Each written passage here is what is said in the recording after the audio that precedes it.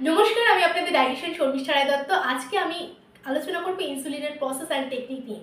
দেখতেই পাচ্ছেন আমার হাতে একটা পেন। না, এটা শুধু সাধারণ পেন নয়, এটাকে বলা হয় ইনসুলিন পেন। পেনের মতোই দেখতে ইনসুলিন পেন। এবার আমি ইনসুলিন পেনের বডি পার্ট নিয়ে বলে দিই। নিচের যে সাদা গোল অংশটা দেখতে পাচ্ছেন এটাকে বলা হয় ইনসুলিন ডায়াল। এই ইনসুলিন ডায়াল দিয়ে আমরা ডোজকে অ্যাডজাস্ট করি। কত ইউনিট ইনসুলিন আপনি নেবেন সেটা আপনি অনায়াসে অ্যাডজাস্ট করতে পারেন এই ডায়াল দিয়ে। ভুল হয়ে গেলে ক্লকওয়াইজ অ্যান্টি ক্লকওয়াইজ ঘুরিয়ে সেটাকে অনায়াসে অ্যাডজাস্ট করা যায়। তারপরে আসছে নিডল পোর্শন। পেনের নিব যেমন দেখতে হয় সেরকমই নিডল।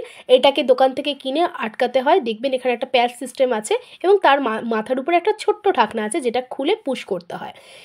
মাঝখানে যে ট্রান্সপারেন্ট অংশটা দেখতে পাচ্ছেন এটাকে ইনসুলিন কার্টেজ বলা হয়। এর মধ্যে ইনসুলিন থাকে, এটাকে রিফিল করা যেতে পারে। তারপরে ইনসুলিনটা ইউজ হওয়ার পরে একটা ঢাকনা বা ক্যাপ থাকে মাথার উপরে যেটা আটকে দিতে হয়। দেখতে পুরোপুরি পেনের মতো বলে এটাকে ইনসুলিন পেন বলা হয় এবং এটা ইউজ করা অনেক সোজা। এই নিডলটাকে আর এই কার্টেজটাকে পাল্টে নিতে হয় সময় মতো।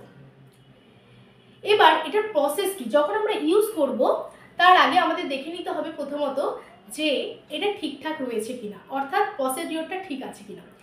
প্রথমে যখন আমরা ইউজ করব তার আগে আমরা দেখে নেব যে এর ডায়েটটা মেনটেন করে কত ইউনিট আমাদের নিতে হবে। সেই ইউনিটটাকে আমরা সেট করলাম। সাপোজ আমাকে 4 ইউনিট নিতে হবে, একদম অ্যাকিউরেট সাদা দাগের সোজাসুজি 4 ইউনিটটাকে আমি সেট করে দিলাম। তারপরে আমি চেষ্টা করব এই যে কার্টেজ আছে আর এই নিডলের মধ্যে যদি কোনো এয়ার বাবল থাকে সেটাকে বের করে দেব।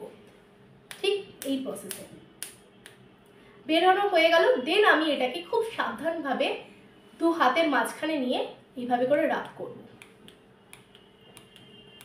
5 থেকে 6 বার। Now the pen is ready to use. এখন আমি আপনাদের বলে দেব ইনসুলিন দেহের কোন কোন অংশে দেওয়া যেতে পারে। ছবিটার দিকে লক্ষ্য রাখুন, দেখতে পাবেন নীল রঙের যে এরিয়াগুলো আছে সেই সমস্ত জায়গায় আমরা ইনসুলিনকে দিতে পারি। প্রথমত হচ্ছে অ্যাবডোমেন এরিয়া, পেটের এই অংশটাতে আমরা দিতে পারি। তারপরে হচ্ছে আমাদের এই বাহুর এরিয়াটা। যারা একা একা ইনসুলিন পেন ইউজ করবেন বা ইনসুলিন দেবেন তারা এই এরিয়াটা এড়িয়ে চলবেন, বিপজ্জনক হতে পারে। এছাড়া থাই এরিয়াটাতে আপনারা দিতে পারেন। আর নেক্সট হচ্ছে বাটাক এরিয়া। এই 4টে এরিয়াতে আমরা ইনসুলিন ইউজ করতে পারি। এখন আমি অ্যাবডোমেন এরিয়াতে ইনসুলিন অ্যাপ্লিকেশন দেখাবো। নাভেলের ঠিক আমি যেভাবে বলেছিলাম 4 আঙ্গুল ছেড়ে অর্থাৎ এই জায়গাটা, আর এদিকে 4 আঙ্গুল ছেড়ে অর্থাৎ এই জায়গাটা। মানে 4 আঙ্গুল যদি ছেড়ে দিই তাহলে এই জায়গাতে আমি এখানে স্কিন হোল্ড করে এই পোর্শনটা, এখানে স্কিন হোল্ড করে এই পোর্শন বা এখানে পুরো এরিয়াতে অ্যাপ্লাই করতে পারি। সেম থিং 4 আঙ্গুল ছেড়ে দিয়ে এই এরিয়াতে আমি অ্যাপ্লাই করতে পারি। ওকে, সো আমি এখন অ্যাপ্লিকেশন অ্যাপ্লাই করার আগে সাবকিউটেনিয়াস ফ্যাটকে ধরতে হবে ইন্ডেক্স ফিঙ্গার এবং থাম অর্থাৎ বুড়ো আঙ্গুল এবং তর্জনী দিয়ে ঠিক এইভাবে স্কিনটাকে হোল্ড করতে হবে। এবং ইনসুলিনের পেনের যে নিডলের ঢাকনাটা আছে এটা খুলে ফেলে এটাকে ঠিক 90 ডিগ্রি অ্যাঙ্গেলে পুশ করতে হবে। পুশ করার পর এটাকে হোল্ড করব, 10 কাউন্ট করব, 1 2 3 4 5 6 7 8 9 10, যাতে পুরো ইনসুলিনটা সাবকিউটেনিয়াস ফ্যাট লেয়ারে ঢুকে যায়।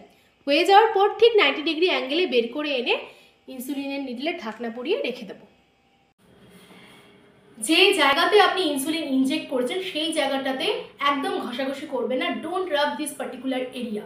আরেকটা ইম্পর্টেন্ট কথা, অ্যালকোহল সোয়াব অর্থাৎ অ্যালকোহল কটন নিয়ে সেই জায়গার পরিষ্কার করার কোনো দরকার নেই। যদি একান্ত আপনার অ্যালকোহল ইউজ করতে হয় উইথ কটন তাহলে লেট দেম ড্রাই, এরিয়াটাকে শুকোতে দেবেন, তারপরে ইনসুলিনকে ইনজেক্ট করবেন। ইনসুলিনকে আমরা স্টোর কোথায় করব? ইনসুলিন স্টোর করার জন্য বাড়ির যে ফ্রিজ আছে সেটাতে, কিন্তু ডিপ ফ্রিজারে ইনসুলিনকে স্টোর করা যাবে না। অথবা আমাদের যে ফ্রিজিংয়ের যে ডোর আছে ডোরের মধ্যেও কিন্তু ইনসুলিনকে রাখা যাবে না। তাহলে কোথায় রাখবো? মিডিল পোর্শনে আমরা ইনসুলিন রাখতে পারি। একটা ট্রান্সপারেন্ট একটা কন্টেনার, ছোট কন্টেনারের মধ্যে আমরা ইনসুলিনকে রেখে আরামসে আমরা রেখে দিতে পারি। কেন ফ্রিজের দরজাতে আমরা রাখতে পারবো না? কারণ কি দরজা আমরা সবসময় খোলা পড়া করি, তার ফলে কি হয় ডোরটার টেম্পারেচার হেরফের হয়ে যেতে পারে ডোর খোলা পড়া করার সময়। তাই জন্য ইনসুলিনকে মিডিল যে র্যাক আছে সেই র্যাকের মধ্যে ট্রান্সপারেন্ট বক্সে রাখবো।